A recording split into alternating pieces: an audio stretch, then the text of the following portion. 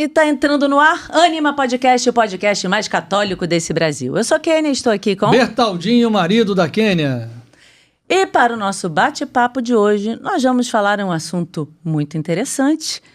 Vamos, assim, desmistificar algumas polêmicas em cima de Fátima, em cima das aparições de Fátima, de tudo isso que acontece. E para isso nós convidamos o reitor do Santuário de Fátima de Portugal, que é o padre Carlos Cabecinhas. Bem-vindo, padre. Obrigado por este convite. E Dr. Marco Daniel. Bem-vindo. Olá, Kênia. Muito obrigado. Olá, Bertaldo. Então, antes de começarmos o nosso bate-papo, falar para vocês algo importantíssimo, que é nossa loja Ânima. Já que nós vamos falar de Fátima, não poderia ser diferente mostrarmos a imagem de Nossa Senhora de Fátima que temos na loja. Essa aqui é em pó de mármore. E ela tá bonita, não tá? Tá linda, também. maravilhosa. Concordo. Que está muito bonita. Assim como, olha, o meu colar de madrepérola não tá bonito? Tá bonito. Também. Tá bonita. As mulheres gostam. Olha, vou até fazer assim, ó. Pronto, meu colar de... Só que esse aqui é com Nossa Senhora Aparecida. Muito bem. É a Nossa Senhora que mudou de roupa. Exatamente, a mesma, né? Pois é. Temos bíblias, temos terços, temos tudo para levar o sagrado para perto de nós. Então, lojaanimaoficial.com.br. Temos também o nosso livro Fátima, aqui para entender o que Nossa Senhora pediu, o que Nossa Senhora disse aos pastorinhos e o que nós precisamos colocar em prática hoje, porque a mensagem foi em 1917, mas ela é atual e serve para os dias de hoje. Esse aqui é presente para o reitor e para o Dr. Marco. Muito obrigado. É uma fonte segura da mensagem. Muito obrigado, não tenho dúvidas. Então, gente, o nosso nobre reitor, o padre Carlos Cabecinhas, é reitor do Santuário de Fátima de Portugal, lá na Cova da Iria, padre da Diocese de Leiria Fátima e doutor em liturgia. E o nosso querido doutor Marco Daniel Duarte, ele é diretor do Museu do Santuário de Fátima, lá de Portugal, e diretor do Departamento de Estudos também do Santuário de Fátima, onde ele dirige o arquivo e a biblioteca. Ele é ainda diretor do Departamento do Patrimônio Cultural da Diocese de Leiria Fátima e doutor em História da Arte pela Faculdade de Letras da Universidade de Coimbra. Acertei? Acho que sim. Não, isso foi um pequeno trecho. De tanto conhecimento, são né? páginas e páginas ainda. Então estamos com dois doutores. A gente não aqui. pôde ler tudo, porque senão acabava o podcast, mas... É verdade. Não, mas assim, eu vi aqui que o senhor reitor, ele, reitor do Santuário de Fátima, doutor em liturgia, deve ser uma grande honra ser reitor do Santuário de Fátima, ser, digamos assim, o guardião daquele santuário ali aonde Nossa Senhora apareceu. Dizer, olha, a Virgem confiou a mim ser o guardião disso daqui tudo. Deve ser algo assim, unbelievable, deve ser uma coisa que não se pode medir. Acho que não há nada melhor. Ou há? É sem dúvida uma grande honra. Eu estou convencido que não há nada melhor. Obviamente sou talvez o mais suspeito para o dizer, mas sim, é um lugar que não se sonha com ele, acontece, é o Senhor que nos confia aquela missão, é um lugar incrível pela responsabilidade que nos dá, mas também pela enorme honra de servir Nossa Senhora. Eu devo dizer, como testemunho pessoal, que fui ordenado presbítero na Basílica de Nossa Senhora do Rosário de Fátima, no Santuário. E foi de modo excepcional. Porquê? Porque durante o período em que eu fui ordenado, a Catedral de Leiria estava em obras. E, portanto, eu fui ordenado no Santuário de Fátima, celebrei a minha primeira missa na segunda-feira seguinte, ordenado no domingo, celebrei na segunda-feira seguinte. Obviamente, foram elementos que eu só valorizei quando mais tarde fui nomeado reitor do Santuário de Fátima, por perceber o quanto Nossa Senhora foi estando presente também já no meu caminho. Olha que maravilha. O senhor é reitor de lá há quanto tempo? Eu assumi funções como reitor em junho de 2013. Então já tem um bom tempinho, né? É verdade. E já viu, então, como reitor, 2 papas, né? Indo lá. Sim. Eu estive, não ainda como reitor, mas como responsável das celebrações do Papa Bento XVI em 2010, responsável no santuário e a nível nacional. E tive o enorme gosto de acolher o Papa Francisco em 2017 para o centenário e, de novo, o Papa Francisco em 2023, por ocasião da Jornada Mundial da Juventude. Portanto, em muito pouco tempo, tive o grande, enorme gosto, a honra de poder estar com 2 papas e de acolher o Papa Francisco 2 vezes no santuário. Gente, que maravilha, né? Agora, imagino que a logística para receber um papa deve ser algo assim, não muito fácil. Mas é algo belíssimo, porque o objetivo final é que entusiasma. Obviamente há muito trabalho, há muitas dimensões e aspectos que têm de se cuidar, mas o fundamental é que o Papa venha e que nós o recebamos bem e que corra tudo bem. E isso foi o que aconteceu. Por isso, no final é isso que fica, e na memória é isso que permanece, é o bom resultado dessas visitas. E o Papa dorme lá? O Papa, em 2023, não, porque o contexto era da Jornada Mundial da Juventude e o Papa apenas passou por Fátima, como tinha manifestado. O Papa tinha dito que queria voltar, voltando a Portugal, queria voltar a Fátima. Em 2017 dormiu lá. Como, aliás, o Papa Bento XVI já tinha dormido lá, como o Papa João Paulo II já tinha dormido lá. É o mesmo quarto? Não, mas nós vamos assinalando, foi sempre na casa de Nossa Senhora do Carmo, portanto, uma das casas de retiros do santuário, e nós tivemos sempre o cuidado de assinalar o quarto onde cada Papa dormiu. Imagina, aqui dormiu São João Paulo II. E o lençol? As coisas Olha só. Guardou? Pois é, do Papa João Paulo II é Guardou relíquia. separadinho assim ou depois foram lavar e tal? Eu devo dizer que, em relação aos quartos, estes não são quartos que estejam reservados. São quartos que são atribuídos aos hóspedes que ainda hoje usam aquela casa. Sério? O que significa que a Kenny e o Bertaldo, se forem ao santuário, pode calhar-vos dormir no quarto onde dormiu São João Paulo II, não, onde para. dormiu Bento XVI. Agora, a próxima vez que eu for lá, eu quero dormir nessa cama. A cama é a mesma, não. É a mesma. Não, eu vou dormir lá. Os lençóis já não. Ah, meu Deus. Agora a gente quer, né? Não, vamos dormir lá. Pois é, olha pra isso, Não, que mas maravilha. não, olha, a frase do reitor é que pode ser que caia para você dormir naquele quarto. Eu quero reservar aquele. Mas aí a gente já vai pedindo pra Nossa Senhora, a gente já vai dando um jeitinho. Marco Daniel já dormiu nesse quarto? Não dormi nesse Não quarto. acredito nisso. Como você mora lá e não dormiu? Os funcionários do santuário não costumam dormir no santuário, costumam trabalhar. Só no o santuário. reitor que mora lá. Ai, meu Deus do céu. Mas ajudei a montar o quarto para cada um dos papas, obviamente. Temos muito cuidado em preparar tudo para que o Papa possa estar cómodo e dentro dessa comodidade está também a questão estética. Pomos sempre uma peça de arte também que possa causar sensibilidade e piedade diante do Papa, que tem muito pouco tempo para estar no quarto, a verdade é essa, mas procuramos obviamente ter o quarto sempre preparado para receber este hóspede especial. Eu tive essa graça aqui também de entrar especial. no quarto do Papa, mas só que aqui na Residência Assunção, onde dormiu o Papa Francisco. Mas não foi assim, vocês esbanjam, né? 3 logo de uma vez.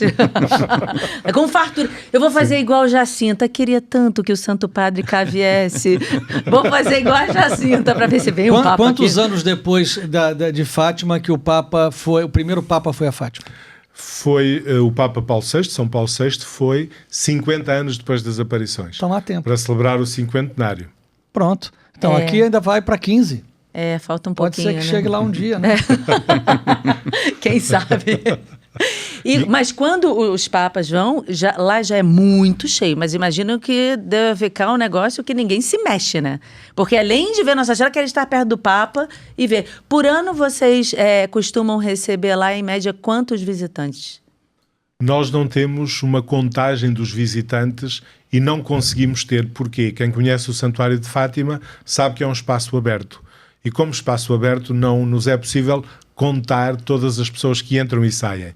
Nós temos o número daqueles que participam em alguma celebração.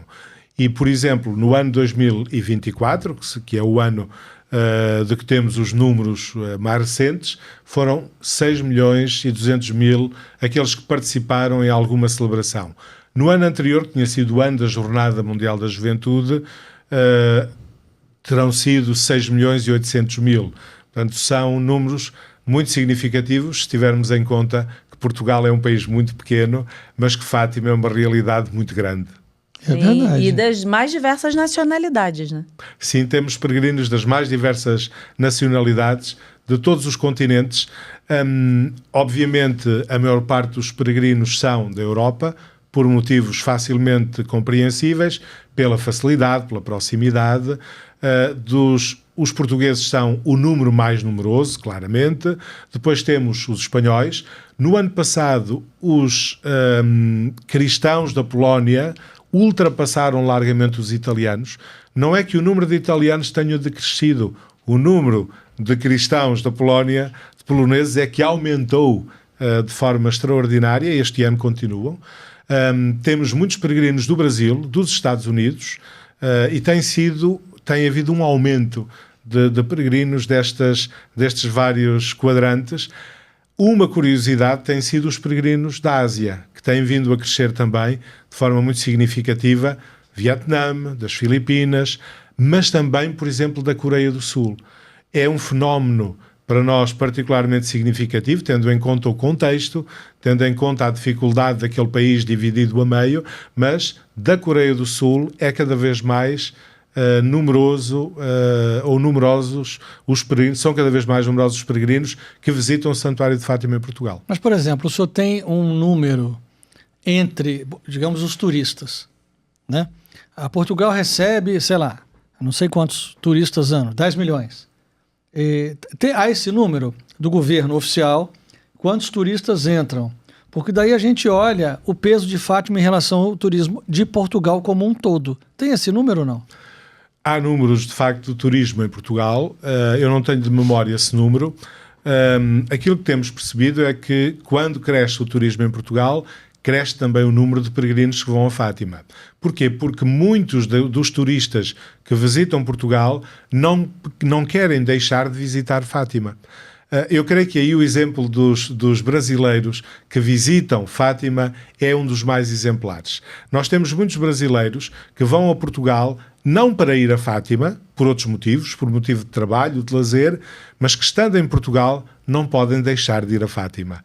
E isto é uma realidade que se vai percebendo cada vez mais. O que significa que o aumento progressivo do turismo em Portugal tem beneficiado claramente também o número de peregrinos presentes em Fátima. Sabe que quando estava escrevendo esse livro e fazendo várias pesquisas, eu me deparei com uma matéria de um jornal, não me lembro qual jornal agora, de um muçulmano que estava andando de joelhos lá. E aí eu achei muito interessante. Tanto é que até mencionei isso no livro, porque eu falei, gente, um muçulmano, que, né, Jesus Cristo, para ele não é o Salvador. E ele estava cumprindo lá uma promessa de joelhos, dizendo que estava muito emocionado, e que, porque os muçulmanos têm, né, um respeito a Maria. E falando isso, eu falei, gente, olha que inusitado isso. Um muçulmano fazendo uma promessa de joelhos. Nós temos a percepção de que, embora a esmagadora maioria dos peregrinos sejam católicos, não há dúvida, que há também evangélicos, protestantes das diversas igrejas, que há ortodoxos, que há muçulmanos, que há pessoas de outras confissões religiosas que vão a Fátima. E há também pessoas que não têm nenhuma pertença a uma igreja, a uma religião, mas que sentem em Fátima, ou sentem Fátima como um lugar especial e que vão também ali. Obviamente para nós é muito significativo. O Papa Francisco, quando esteve lá agora em agosto de 2023, disse que a capelinha, pelo facto de não ter paredes nem portas, é a imagem da igreja que acolhe todos, e para nós é significativo disso. Aquele é um santuário católico, que quer continuar como santuário católico, mas que não deixa de acolher todos aqueles que ali vêm, que querem vir ali rezar e que ali se sentem tocados por Deus, através da mão de Maria. E para nós isso também é particularmente importante. As pessoas relatam muito que quando lá vão, sentem algo diferente. E tem que sentir, onde Nossa Senhora apareceu, né, durante 6 vezes, depois de mais uma 7ª vez, tem que sentir algo diferente. Tem uma emoção diferente. Mas a impressão que se tem é que há uma presença dela. Ah, sim. A gente, há uma impressão séria disso naquele lugar.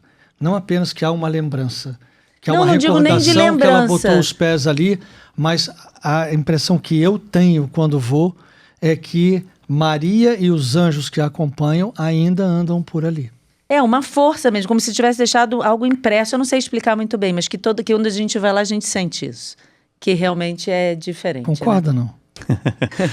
Quem está no Santuário de Fátima e trabalha no Santuário de Fátima todos os dias já quase nem sente, obviamente, a mesma força que, obviamente, quem vai de fora sente.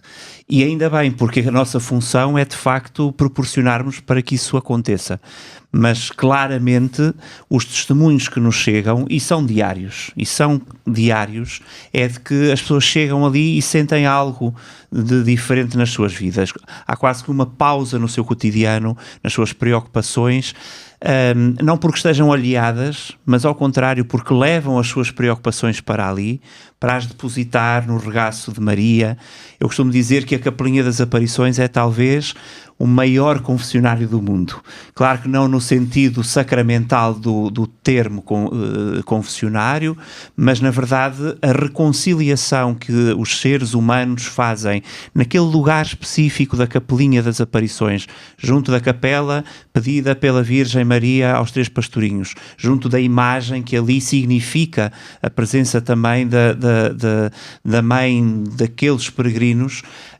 Eu costumo dizer que de facto ali torna-se presente aquilo que são os anseios da humanidade, e essa humanidade é composta pelos católicos, fundamentalmente pelos católicos, mas também por estas outras pessoas que vão àquele lugar e que muitas das vezes nem sabem exprimir-se de outra maneira e dizem assim, mesmo aqueles que não são crentes, mesmo aqueles que até são ateus. Eu tenho experiência de ouvir testemunho de pessoas que manifestamente se confessam como ou agnósticas ou mesmo como ateias e dizem, eu de facto experimento ali paz.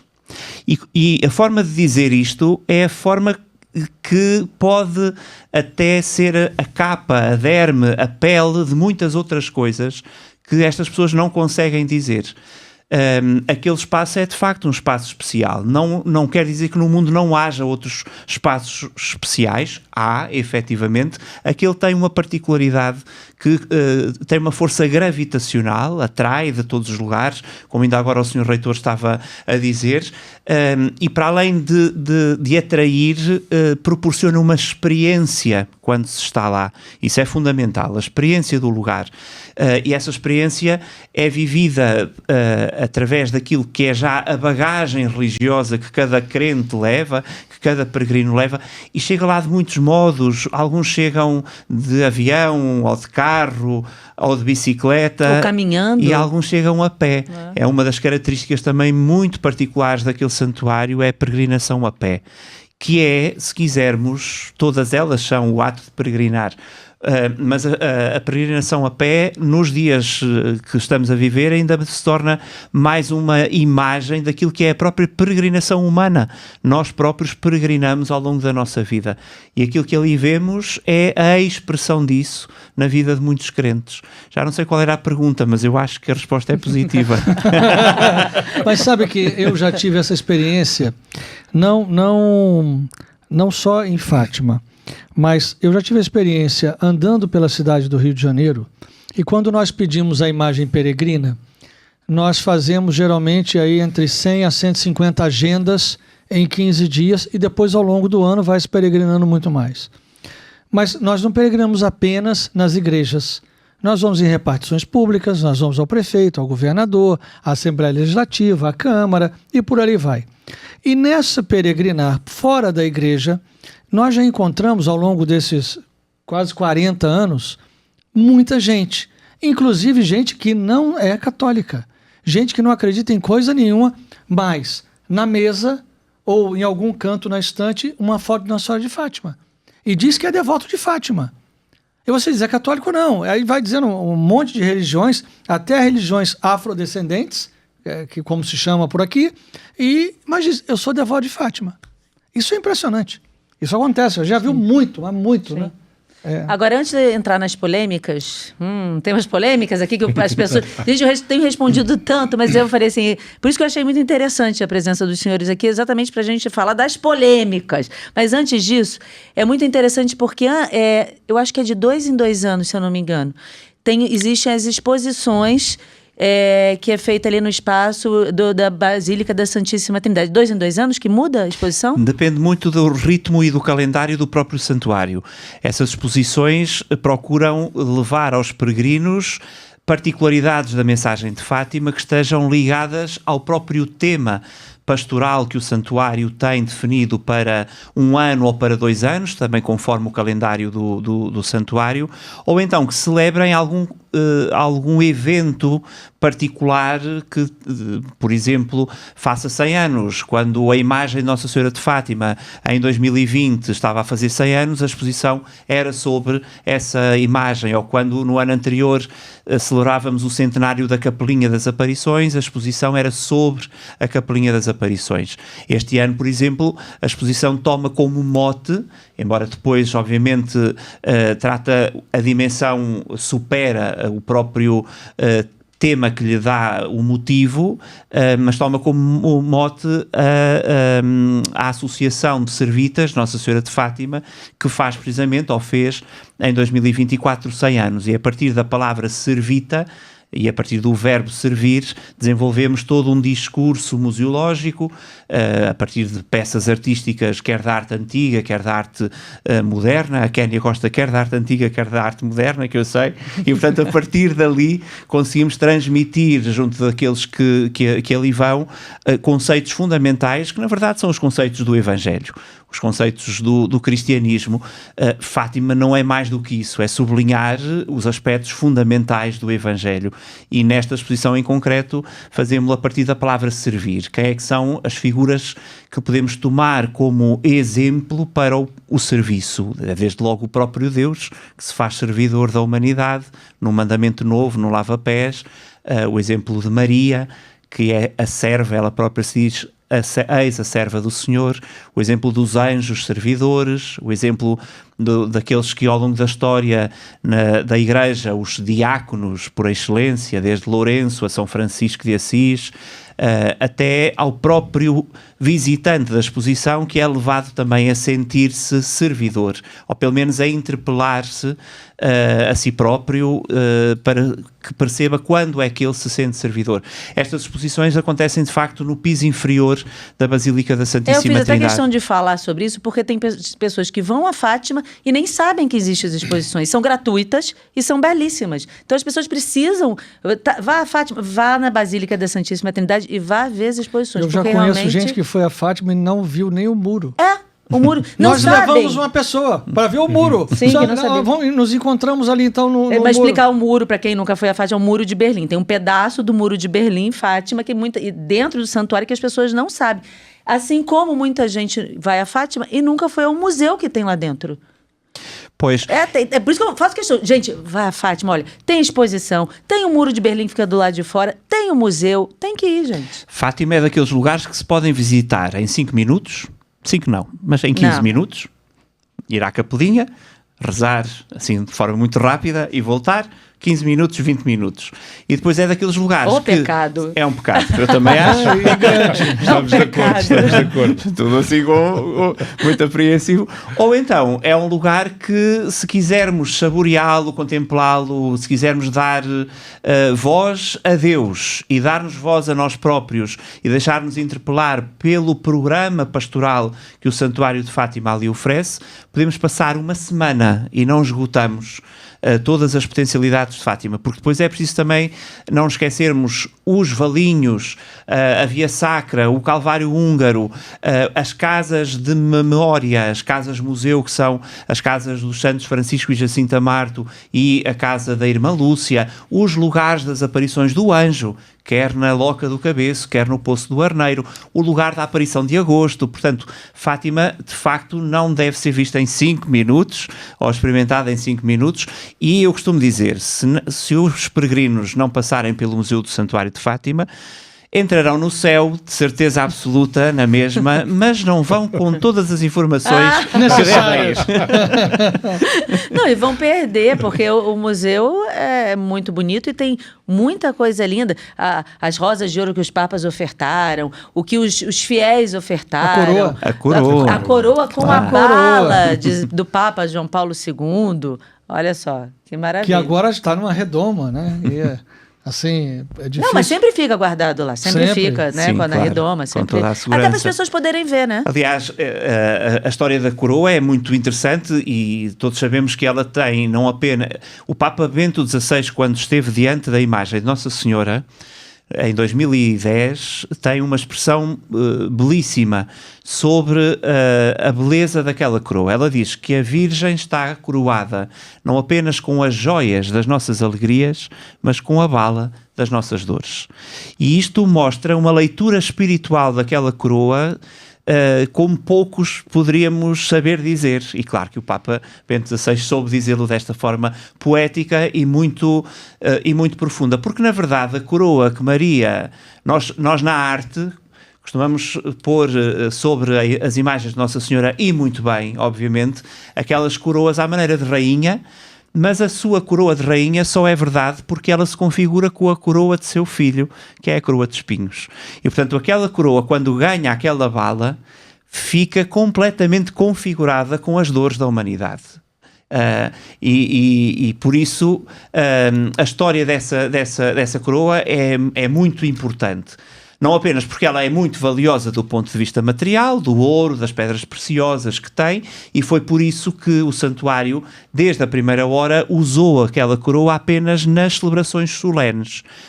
Nos restantes dias, a coroa está no espaço museológico para ser contemplada, visitada por aqueles que ali vão. Mas quando se recebe a bala se recebe... Mas antes de falar que recebe a bala, vou pedir para o reitor explicar rapidamente para quem está assistindo e não está entendendo que bala é essa que a gente está falando. Porque muitas pessoas sabem, mas muitas não sabem. É verdade. Muito bem. A bala é a bala que atingiu o Papa João Paulo II no dia 13 de maio de 1981, na Praça de São Pedro. O Papa João Paulo II atravessava a praça cheia de fiéis, no Papa Móvel, naquele carro aberto para poder saudar os fiéis, e foi atingido por vários tiros, um dos quais poderia ter sido mortal, e foi no dia 13 de maio de 1981. Teve longo tempo na clínica de Gemelli, que agora conhecemos nestes últimos dias, porque esteve lá também internado o Papa Francisco, e essa bala que é guardada e que mais tarde o Papa João Paulo II entrega ao Bispo da Diocese, Dom Alberto Cosme do Amaral, e ao reitor do Santuário, Monsenhor Luciano Guerra, em 1984, a quando da consagração do mundo e da Relação Imaculado Coração de Maria. É nessa ocasião que oferta a bala ao Santuário de Fátima, embora só mais tarde é que ela tenha sido colocada na coroa, mas sobre isso o Marco poderá falar de forma mais autorizada, ele é que é o diretor do museu. Mas ela foi pensada quando foi entregue, pedindo que se colocasse na coroa ou em algum local? Não, ela foi simplesmente entregue como oferta significativa, uma vez que o atentado tinha sido no dia 13 de maio de 81. E o Papa João Paulo II tinha interpretado o facto de não ter morrido naquele atentado como uma especial proteção de Nossa Senhora de Fátima. É nesse sentido que ele faz a oferta. Sabemos que durante muito tempo, e por isso é que eu sublinhei que, embora tenha sido entregue em 84, vai demorar muito tempo até a bala ser colocada na coroa, porque durante muito tempo o Bispo da Diocese e os responsáveis do santuário não sabiam o que fazer com aquela bala. Não sabia se colocava numa redoma exposta. O que vai fazer com a bala, né? E tudo era possível. Tudo era possível. Sim, há de facto uma dificuldade em gerir uma relíquia. Na altura ainda não era relíquia no verdadeiro sentido do termo, porque o Papa não tinha ainda morrido, não estava canonizado. O Papa estava vivo, mas claramente era um testemunho material de um episódio muito significativo na história da Igreja. E o Papa disse-o claramente: uma mão materna conduziu aquela bala. E o Papa continuou vivo. E de facto, as autoridades do santuário, a começar pelo Bispo e depois pelo reitor, não sabiam o que haviam de fazer com a bala. Mas a determinado momento, o Bispo começa a insistir com o reitor que é preciso dar um destino, né? Um destino àquela bala. O santuário, nessa altura, não tinha ainda uma exposição permanente dos objetos que testemunhavam a afeição dos fiéis a Nossa Senhora de Fátima. Um museu. Um museu, isso ainda não existia. E a determinado momento o bispo da altura, Dom Alberto Cosme do Amaral, começa a insinuar junto do reitor que talvez a bala pudesse ficar bem na coroa de Nossa Senhora. Mas isso era a reação que o Monsenhor Guerra teve, foi uma reação de estranheza, porque de facto a coroa era uma peça preciosa, uma joia de ourivesaria, e a bala era um elemento estranho, não havia sentido em colocar junto de pedras preciosas de ouro, de prata, de diamantes, uma bala. E o bispo insiste, deixa de insistir, há muita relutância. Isto demora desde 84 a 89. Portanto, são uma série de anos que andamos ali sem perceber, os protagonistas da altura, sem perceber o que é onde fazer à bala. A determinado momento, o Dom Alberto Cosme do Amaral já não sabe como é que há de dizer e diz de forma clara: parece-me que de Roma gostariam que a bala pudesse estar na coroa. Ou seja, obedeçam, por favor. Portanto, sabendo que o reitor que tinha era um reitor que tinha muita personalidade e que à primeira não os tinha entendido, de facto leva-o a perceber que era importante para... Não há nenhum documento que nós tenhamos encontrado vindo de Roma a dar esta indicação. Sabemos sim que Dom Alberto dá esta indicação, portanto não sei se é um argumento da autoridade... Ou um telefonema. Ou um telefonema, não sabemos. Sabemos sim, e isso foi dito e testemunhado pelo reitor Luciano Guerra, que ele está com a coroa na mão e percebe que por baixo do globo de turquesas, que é o globo que remata a coroa na parte superior, depois ainda com a cruz... São quantas? São 8 gomos. 8 gomos. São 8 gomos, depois remata com um globo na cor azul e depois ainda a cruz de Cristo. Por debaixo daquele globo há um orifício e percebe-se que o orifício tem 8 milímetros. Claro que há duas maneiras... E a bala tinha quantos milímetros? E a bala tem 8 milímetros. Pois é. Parece que foi feito esperando, né? Portanto, há duas formas de interpretar. Um cientista social terá sempre a tentação de dizer foi o acaso. Um crente dirá sempre era a joia que faltava na coroa. Era a joia da coroa. Os peregrinos que vão ao Santuário de Fátima, os devotos de Nossa Senhora, aqueles que olham para o santuário através do olhar da fé, obviamente preferem esta explicação, e é esta a explicação que entendem que pode levar a que uma peça feita em 1946 pudesse estar preparada para receber mais um objeto. Mas aí fala da primeira opinião dos científicos aí, que as coincidências são as delicadezas de Deus. Pronto. Sim, né? Pronto, aí acabou, resolveu a questão. E é preciso também dizer que a segunda interpretação não exclui que também seja científica, obviamente. Sim, sim. Porque nós também podemos fazer ciência entendendo também estas questões que são, obviamente, delicadezas de Deus. Mas se tinha 8 milímetros e o orifício era de 8 milímetros, foi só colocar. Sim, foi, sim. Não precisou fazer nada. Há ali, assim, um trabalho de ourivesaria que não careceu de alteração formal da coroa. Botou só, talvez, uma cola para não pra cair. prender, Não é Depois- propriamente uma cola. Sim, uma cola especial. É uma cola especial. cola sim, claro. especial. Então, É um trabalho de soldou, ourives, enfim, obviamente. claro. Tem que ser um trabalho de ourives, mas obviamente é não há necessidade de fazer qualquer adaptação e modificação daquela coroa. Gente, realmente é impressionante. Quem nunca viu, Mas precisa ver. além de ser impressionante, é saber que o Papa tomou um tiro desse calibre. E de muito perto. Não é qualquer calibre. Sim. Quem já viu uma arma disparar, quem já atirou, sabe a pancada que uma arma daquela dá e que peso aquilo entra no corpo de uma pessoa. Não é brincadeira. O Aliaca sempre quis saber, até Dom Stanislau já disse pra gente várias vezes. Dom Stanislau Davis, quando esteve com a gente. Dizia que a única pergunta que ele fazia era: por que o senhor não morreu? Como é que o senhor não morreu? É porque ele era treinado para matar. Ele era um profissional da E não morte. tem isso, né? Assim, um tiro a queima-roupa aqui Não tem como. E o interessante é que os médicos disseram que a bala fez uma curva. A bala não faz curva dentro do corpo de ninguém. E desviou de milímetros de uma, sei lá, uma veia principal, uma aorta, sei lá o quê.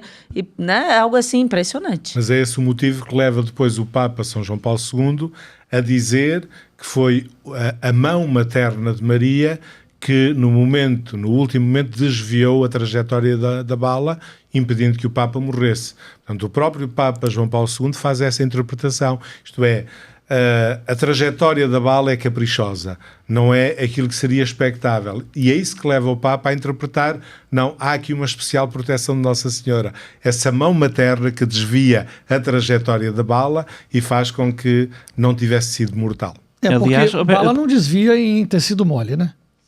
Sim, e muda a forma do próprio Papa João Paulo II, que era um Papa mariano, sem dúvida nenhuma, mas muda a forma de o Papa olhar para Fátima. Até àquele momento, nada na história do pontificado de João Paulo II nos diria que o Papa viria a ter a relação tão próxima que depois dessa data teve em relação a Fátima. Obviamente, percebeu que está num dia 13 de maio e percebe que o poder da oração, como depois mais tarde vem a ser dito quando se interpreta a terceira parte do segredo, que o poder da oração é mais forte que o poder das balas.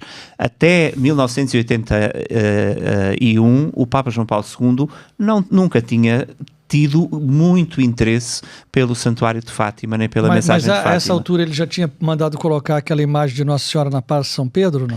Eu não tenho ideia de quando é essa imagem, mas essa imagem é a Mater Ecclesiae. Mas é nessa altura, como há bocadinho dizia o Sr. Reitor, na Clínica de Gemelli, que o Papa pede a documentação que a Santa Sé tem, documentação ao mais alto nível, sobre a questão de Fátima. E é lá que ele estuda pela primeira vez, pelo menos é isso que nós temos investigado, pela primeira vez o Papa estuda Fátima numa cama de hospital. Então, já que tocamos na palavra segredo, vamos entrar na primeira polêmica. Primeira polêmica. O que eu escuto de gente falando assim, Kênia, ainda não foi revelado o segredo. Na verdade, as pessoas nem falam o segredo, as pessoas falam os segredos, né? Não foram ainda revelados. Só revelaram 1, 2, tá faltando. Tem coisa que a igreja não quer mostrar. Então, não mostrou tudo. Então, a pessoa leu e desmaiou. Deixa eu explicar isso. Nós estamos com os 2 maiores especialistas de Fátima do mundo. Por gentileza. Então... corrija o número. 3. Você é do Brasil, eu tô falando do mundo. Você é do Brasil. É do mundo. E como você escreveu um livro também, 4. Não, do Brasil. Eu sou mais modesta aqui. É mesmo. Mas do mundo, né, estamos com o reitor aqui, o doutor Daniel. E aí a gente escuta muito isso. A gente escuta falar muito isso, inclusive tem livros, tem e-mails que as pessoas enviam, coisas que as pessoas falam. Então, vamos perguntar para quem entende profundamente do assunto. Foi revelado ou tem ainda alguma coisa para ser revelada nesse segredo aí? Não há nada para ser revelado mais. Tudo o que havia a ser revelado foi revelado. Isto é, o segredo foi totalmente revelado. Uma primeira palavra de esclarecimento, porque de facto há quem fale da terceira parte do segredo, ou de outras partes, ou dos segredos de Fátima, como o Kennedy recordava. Nós não temos segredos de Fátima, há um único segredo. O segredo é algo que foi revelado aos pastorinhos na aparição de Júlio. Portanto, o segredo é uma parte de uma das aparições. É um conteúdo de uma das aparições, concretamente a aparição de Júlio. E terá sido uma parte em que Nossa Senhora pediu aos videntes que não dissessem a ninguém. E por isso a irmã Lúcia, quando transmite o conteúdo das aparições, esconde inicialmente aquela parte. Mais tarde vem a revelar as 2 primeiras partes, que têm que ver quer com a visão do inferno, quer com a consagração ao Imaculado Coração de Maria. Há uma terceira parte, porém, que fica em segredo. E esta terceira parte que vai fazer correr rios de tinta ao longo de muitos anos. Porquê? Não saber o que é que ali estava aguça a curiosidade. Não há nada que estimule mais a nossa curiosidade do que um segredo. Se é segredo, o próprio facto de ser algo que está escondido e que não podemos saber, estimula-nos, leva-nos a procurar saber o que lá está, a conhecer o tal segredo. A meu ver, isto é que foi criando uma expectativa incrível à volta do conteúdo daquilo que era a terceira parte do segredo. Uma tal expectativa só poderia redundar, só poderia resultar quando fosse conhecido numa grande desilusão para todos aqueles que pensavam de forma diferente. Isto é, todos aqueles que ao longo do tempo foram pensando que falava de uma coisa, do fim do mundo, do anúncio do fim do mundo, como eu ouvi tantas vezes dizer, sentiram-se profundamente desiludidas quando foi revelado no ano 2000 a terceira parte do segredo. Quando eu era pequena, eu escutava a seguinte coisa, eu ficava assim, mas gente, que cada papa que abria o que estava escrito no segredo, um passava mal, teve um papa que desmaiou lendo, gente, isso era dito. E aí eu cresci com isso na cabeça, mas o papa desmaiou lendo. Mas isso ajuda a aguçar mais o segredo. Sim, claro, sim. claro. Porque assim, olha, o papa leu. Mas por que ele não disse então o que leu? Aí piora o segredo. Mas nós tivemos essa preocupação de ir estudando todo o percurso que essa terceira parte do segredo foi fazendo, desde o momento em que a irmã Lúcia o escreveu até ao momento em que chega a Roma. Sabemos de fonte certa que papas é que leram o segredo, sabemos a decisão que tomaram até que o Papa João Paulo II decidiu publicá-la. Mas eu isso passo a quem de direito, que é o Marco Daniel. Eu vi que o Dr. Marcos estava nesse momento ali revisando a parte do segredo no livro. Ele foi no índice, estou a ver se está certo. E para quem não sabe, quais são essas três partes desse segredo? Sim. Então, a irmã Lúcia descreve a primeira parte e chama a primeira e a segunda e dá-lhes títulos, digamos assim. À primeira ela diz, a vista do inferno. Nós dizemos de uma forma mais erudita, se quisermos, a visão do inferno. Mas a expressão, no português até arcaico, que a irmã Lúcia usa, é a primeira foi, pois, acho que é assim, a primeira foi, pois, a vista do inferno. E Lúcia descreve um inferno de forma, podemos até dizer, imagética, iconográfica. Portanto, as almas dos condenados que estão nas labaredas, nas brasas, portanto, em sofrimento perpétuo. Portanto, esta imagem que a irmã Lúcia usa para dizer inferno. Sabemos que ela está a dizer realidades inefáveis que não se conseguem transmitir porque são da ordem do mistério. A irmã Lúcia diz claramente a partir daquilo que são as ferramentas de linguagem que ela tem. E, portanto, é desta maneira que ela descreve o inferno. Foi assim que foi visto pelos pastorinhos. Depois há uma segunda, e se quisermos, eu costumo dizer, enfim, como não sou teólogo, tenho mais liberdade para falar destas coisas. E costumo dizer que é a possibilidade da ausência de Deus no tempo escatológico, que é o ser humano ficar privado de Deus, para ter essa possibilidade, e a mensagem de Fátima alerta para essa possibilidade. Existe a possibilidade ao ser humano de ficar longe de Deus no tempo da escatologia, portanto a questão do inferno. Depois há a segunda parte que a irmã Lúcia diz que é o Imaculado Coração de Maria e a consagração da Rússia ao Imaculado Coração de Maria. E mais uma vez, a sua descrição fala para, e na minha opinião, como digo, não sou teólogo, mas na minha opinião é uma vez mais dizer sobre a possibilidade de o ser humano se afastar de Deus ou de ser obrigado a afastar-se de Deus, não no tempo da escatologia, mas no tempo em que se vive atualmente. A expressão Rússia é claramente a expressão que denomina um território particular onde, por decisão política, por decisão ideológica, os crentes estão afastados de Deus. Onde não é possível rezar, onde não é possível dizer Pai Nosso, onde não é possível dizer em nome do Pai, do Filho e do Espírito Santo, do ponto de vista ideológico, do ponto de vista, e portanto no cotidiano, não na escatologia, mas no tempo presente. E a terceira parte, a irmã Lúcia não lhe põe título. E, portanto, nós próprios temos que encontrar uma forma de dizer o que é a terceira parte. Ela faz uma descrição muito poética, com imagens muito belas do ponto de vista literário. Eu sou um defensor de que a Irmã Lúcia deveria ser estudada também a partir da sua veia literária.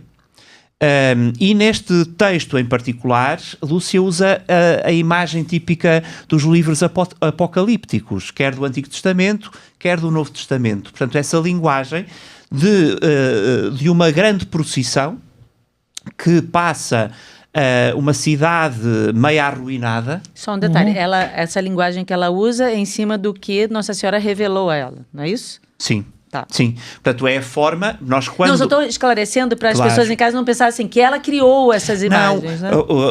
Lúcia é uma tradutora, se quisermos, uma palavra que eu acho que nos ajuda muito.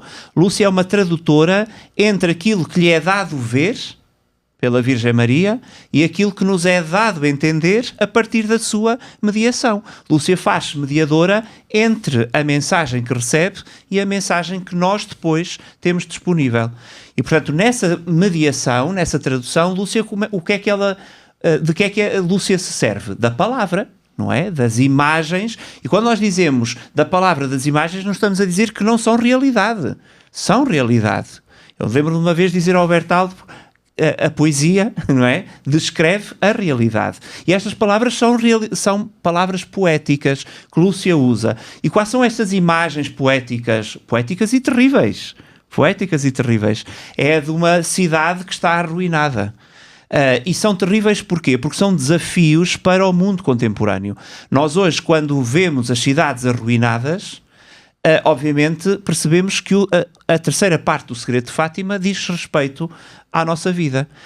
É por essa cidade arruinada que passa uma procissão, um cortejo, se quisermos, portanto, um conjunto, uma multidão que é encabeçada por uma figura particularmente... Essa multidão é composta de mulheres, de senhora, Lúcia diz senhoras e cavalheiros, que é uma expressão muito...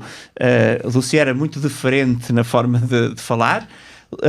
Senhoras, cavalheiros, e diz de todas as condições sociais, que é também muito interessante, de todas as condições sociais. Portanto, está a falar a imagem de um corpo e que esse corpo é presidido por uma figura particular. E essa figura é um bispo. Ela diz claramente, é um bispo. E esse bispo tem uma veste. E essa veste tem uma cor. É um bispo vestido de branco. Que, obviamente, a própria Lúcia diz que os pastorinhos tiveram a sensação de que era o Santo Padre. Portanto, que era a figura do Papa, o bispo vestido de branco. E esse cortejo avança, sobe por uma montanha, eu estou assim a dizer, de forma... sobe por uma montanha e essa montanha é coroada por uma cruz tosca feita de sobreiros, e dessa cruz... Para as pessoas entenderem o que é sobreiros. Sobreiro é uma árvore... que dá sombra. Não. Com uma pele muito rugosa. Exato. De onde vem a cortiça. Okay. Portanto, não é... Não é lisa. Não é liso, não é algo é muito irregular. É muito irregular, muito rugoso. Por isso que é uma cruz tosca, uma coisa bem tosca, rústica, exatamente. Não é uma cruz de ouro, não é uma cruz de prata, não é uma cruz de cristal. Já lá vamos ao elemento de cristal que existe lá. É muito interessante na visão. Portanto, a cruz é tosca, portanto, claramente tosca, e dessa cruz é recolhido o sangue dos mártires, aí sim, num contentor de cristal. São regadores de cristal. E esses regadores derramam depois o sangue dos mártires, fazendo-nos remontar à Igreja primitiva, mas que obviamente é a Igreja de sempre. Há aqueles que dão a vida pela causa do Evangelho. E, portanto, nós estamos no século XX, em 1917, o Sr. Reitor disse há bocadinho, mesmo que nós só tínhamos sabido disto no ano 2000, esta visão é de 1917, do dia 13 de julho de 1917. E, como é que vamos chamar a esta parte do segredo? Na minha opinião, é a Igreja Mártir. A Igreja Mártir, que ao longo dos séculos continuando o seu mandato a partir do fundador, do anúncio do Evangelho, serve a humanidade até ao fim, inclusivamente ao ponto de derramar a vida pelos irmãos. Mas, Porque por as exemplo, duas primeiras partes tinham sido reveladas e essa terceira, né, de todos atingidos, recolhendo sangue, tinha sido guardada. E quando é que ela foi definitivamente falada ao mundo? Em 2000, no ano 2000, sim. Foi o Papa João Paulo II. Foi o Papa João Paulo II quando vai ao Santuário de Fátima no ano 2000. Nesse dia beatifica as duas crianças, as primeiras crianças não mártires que a história da Igreja conhece, são beatificadas por João Paulo II em Fátima, na altura o Beato Francisco e a Beata Jacinta Marto, e no final da celebração o Cardeal Secretário de Estado, o Cardeal Ângelo Sodano, faz público, torna público o segredo, a terceira parte do segredo. Vocês sabiam disso? Ou não? Também foi uma surpresa para vocês? O Sr. Reitor é capaz de saber mais dessa parte do que eu, embora nessa altura... Ou foi surpresa? Peraí que eu vou ler aqui o segredo. Opa! Peraí que nos avisos pastorais tem um negócio para falar aí. Peraí, vai ler o quê? Como é que é? Eu nessa altura não sabia, eu estava a concelebrar, era um dos muitos presbíteros que estava diante no recinto de oração, diante do presbitério, a concelebrar. Mas a prática das visitas papais, o que nos indica é que o conteúdo do que ia ser dito não deveria ser conhecido, a não ser, possivelmente, pelo bispo da diocese, não seria conhecido pelos outros organizadores. Saberiam sim que haveria uma comunicação importante a fazer. Porquê? Porque em termos de programação isso tinha de estar claramente previsto. Isto é, claramente não foi algo que aconteceu de momento e que deixou todos surpresos. Não. Estava previsto no programa certamente que haveria uma revelação a fazer. Quantos saberiam o que é que ia ser revelado é algo que não sabemos. Imagina, aí começa a ler, peraí, é o segredo, anota, correndo. Aliás, o Cardeal Sodano dá uma primeira explicação, uma primeira contextualização, porque obviamente, tal como a Sagrada Escritura ainda hoje leva os exegetas a olhar para cada palavrinha e a tentar perceber o que é que aquela palavrinha é no contexto daquilo que está escrito e no contexto histórico daquilo que é vivido, também ali a Igreja sentiu necessidade de, desde a primeira hora, dar essa contextualização, porque há aqui um elemento que eu não disse propositadamente, mas que faz, obviamente, a grande diferença e a grande dificuldade. É que na carta que Lúcia escreve, naquele papel, portanto, da terceira parte do segredo, há essa figura do bispo vestido de branco é alvejado e cai morto. Portanto, esta expressão, cai morto, está escrita por Lúcia. E é daí que vêm as grandes dificuldades. É quando nós olhamos para estes escritos e achamos que eles são um guião de cinema para cumprir. Como se Deus, o Deus dos cristãos, fosse um grande encenador. O Deus dos cristãos não é um encenador.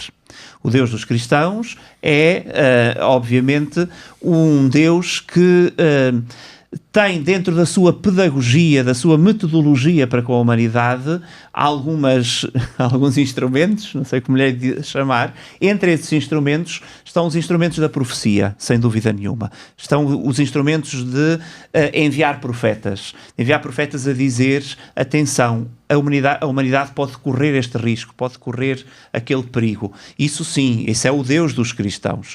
Agora, o Deus da encenação não é o Deus dos cristãos. E por isso é que essa dissemelhança que muitos encontram entre o escrito que foi revelado, foi dado a conhecer no ano 2000, e depois a falta de coincidência com a vida do Papa João Paulo II, que afinal estava... era tão fácil fazer o guião, não é? Ele também foi alvejado. Mas que pena, não morreu. Dizem estes que querem interpretar as coisas de forma literalista. Esta é a grande questão.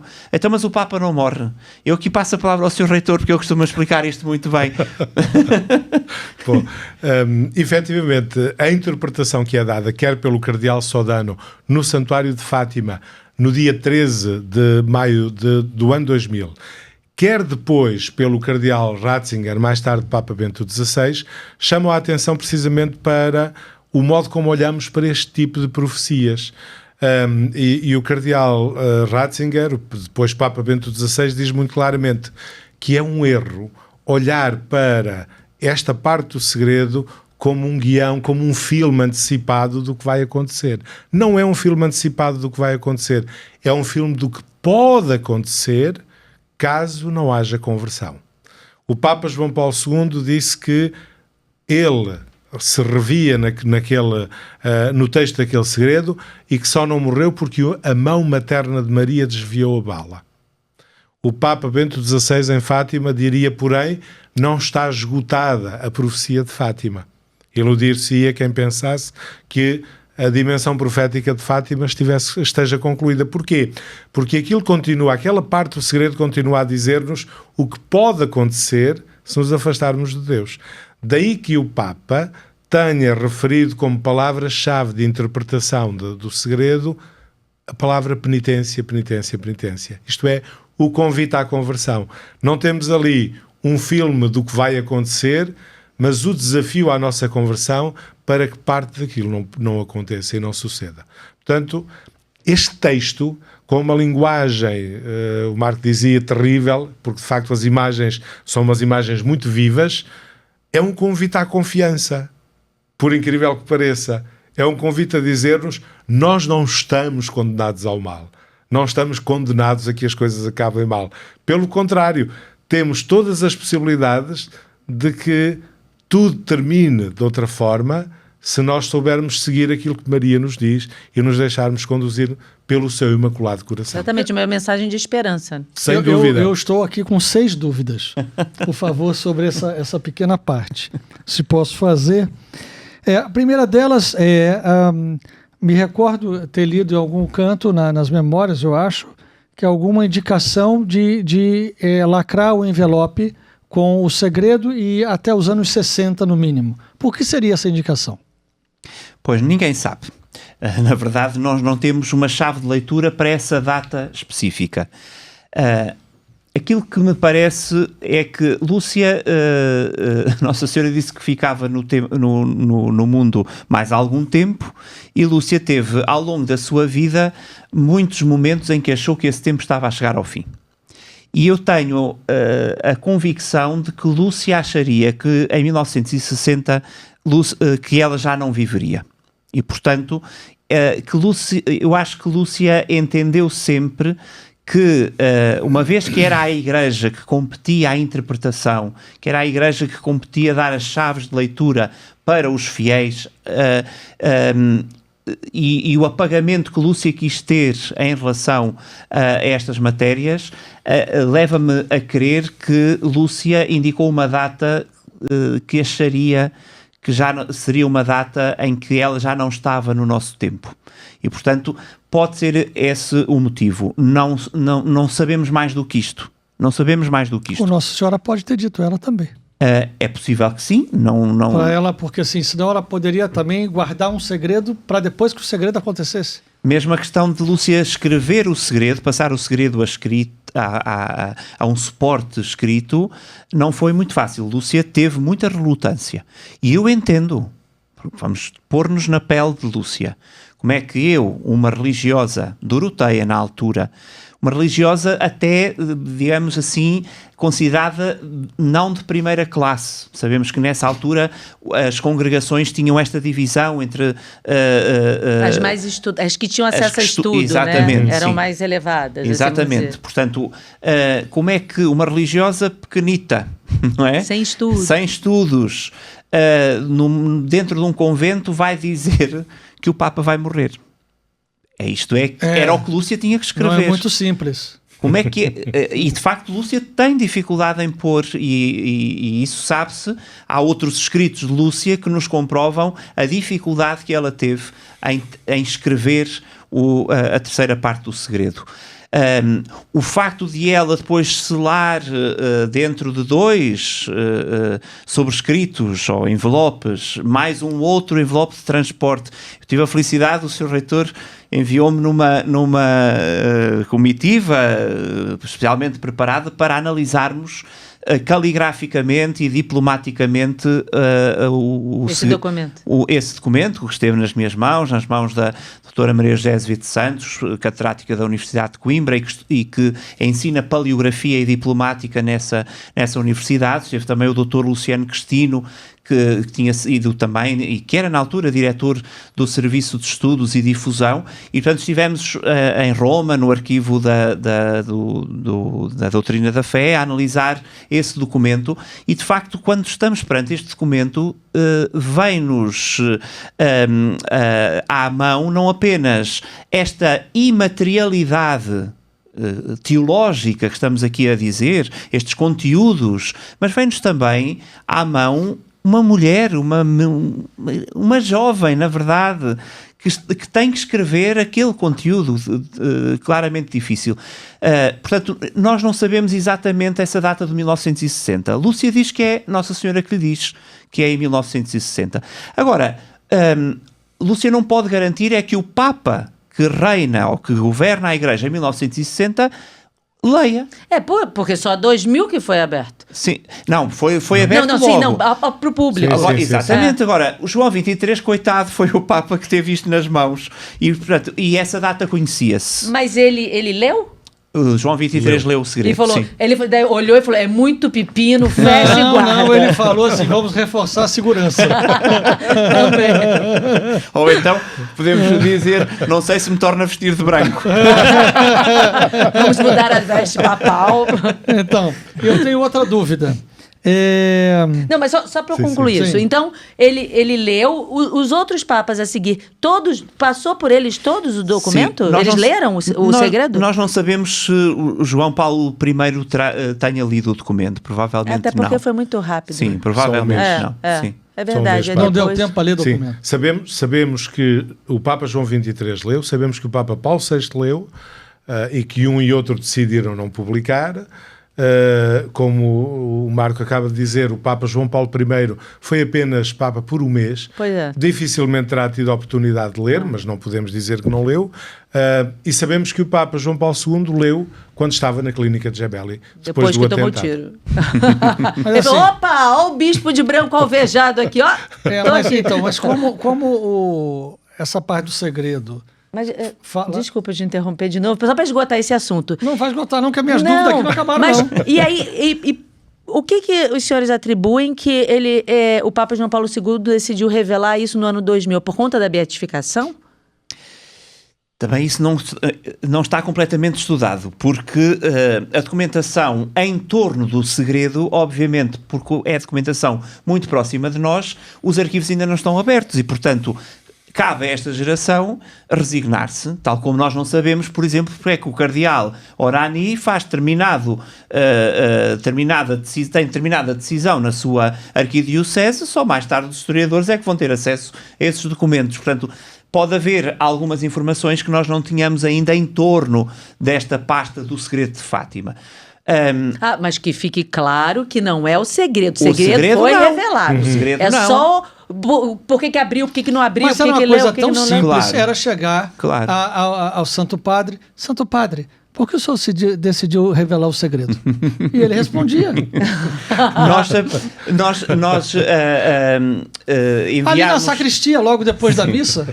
Não, o senhor estava assim lá com ele? Podia, né? Ou pergunta ao cardeal Dives, certamente saberá. Nós pedimos à jornalista Aura Miguel, que é uma jornalista portuguesa vaticanista, Sim. e que estava muito habituada a trabalhar os assuntos de João Paulo II, e a determinado momento pedimos-lhe que ela fizesse essa pergunta ao cardeal Bertone, que está muito ligado a este processo do segredo de Fátima. Aliás, o próprio cardeal Bertone é enviado pelo Papa João Paulo II ao Carmelo de Coimbra, junto da Irmã Lúcia, para trabalhar essa questão da publicação. Portanto, para lhe perguntar, esta é mesmo a sua carta, porque não haja dúvidas, esta é mesmo...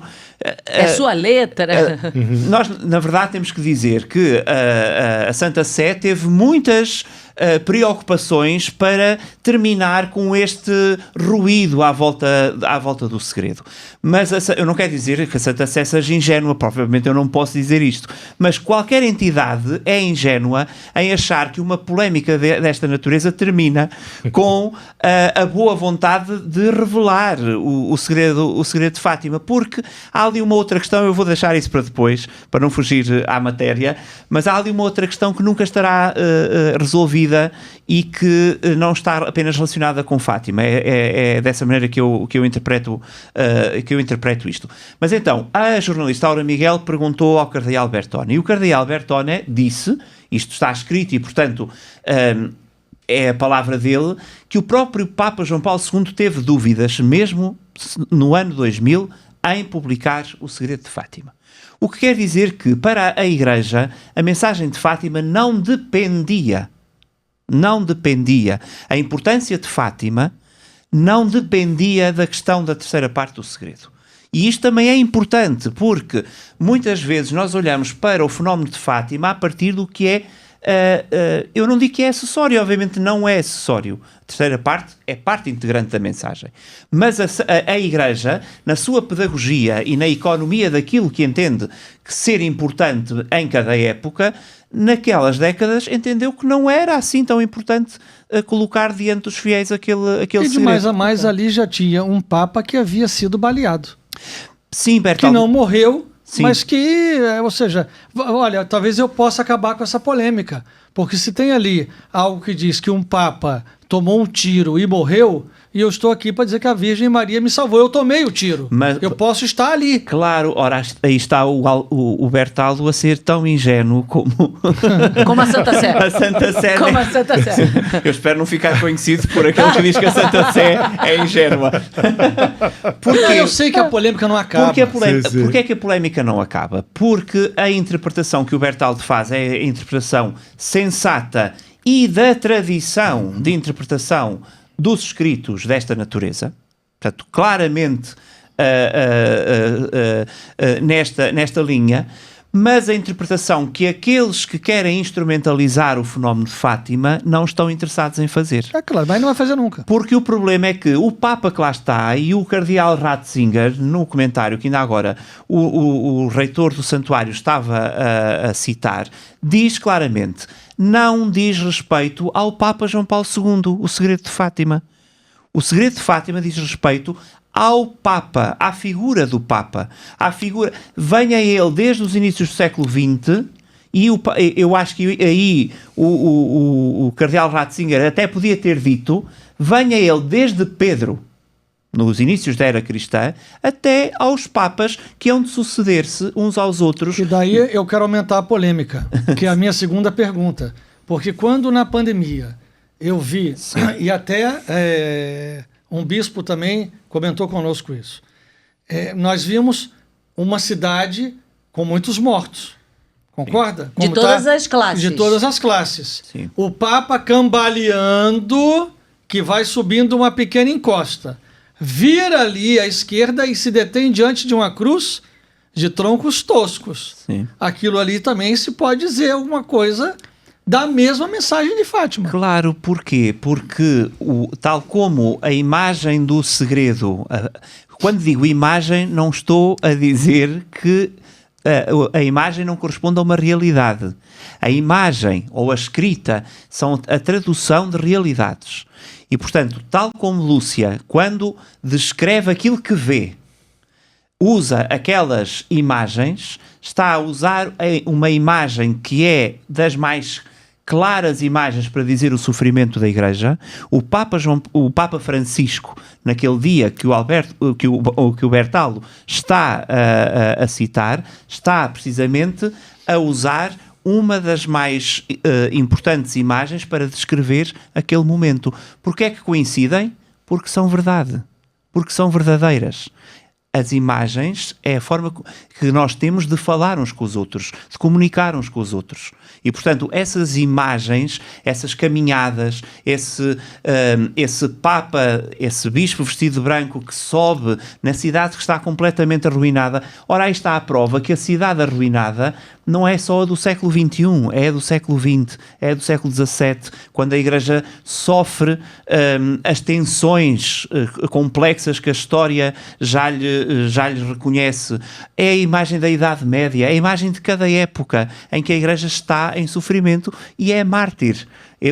Esse sangue dos mártires que continua hoje na história da Igreja. Você está querendo dizer o seguinte: para a gente não se ater propriamente àquela imagem, imaginando o Papa vai cair ali assim, mas pensar no que ela está dizendo como um todo, no que ela está dizendo exatamente do sofrimento, e que esse sofrimento atinge o Papa, atinge a pessoas de todas as classes, porque nós somos um só corpo, a Igreja é um só corpo. O corpo de Cristo continua presente na história da Igreja e que está presente ao longo da história da Igreja.